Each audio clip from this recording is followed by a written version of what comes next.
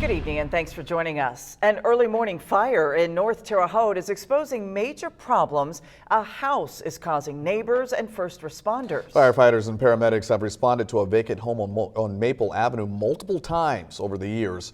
Neighbors tell News 10 they've had enough of the trouble. News 10's Jackson Plank joins us now live in the studio. He has more on the issues with the vacant house.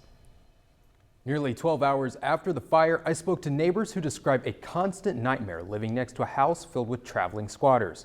For privacy reasons, News 10 did not film the neighbors.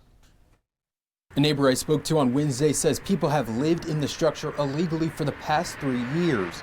People living close to the property tell me they've regularly seen squatters coming and going from the house. Multiple neighbors shared concerns about their safety or the safety of their property. This is because some squatters in the past, according to them, have broke into their property and stolen electricity from their houses. They add that they've seen firefighters and paramedics at the house multiple times over the years.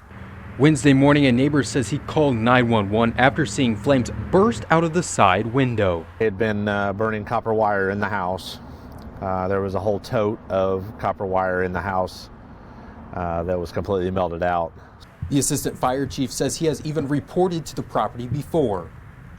When I asked him if he'd called the property a nuisance, he said absolutely. I've been there for a couple prior fire runs and a couple prior medical runs as well.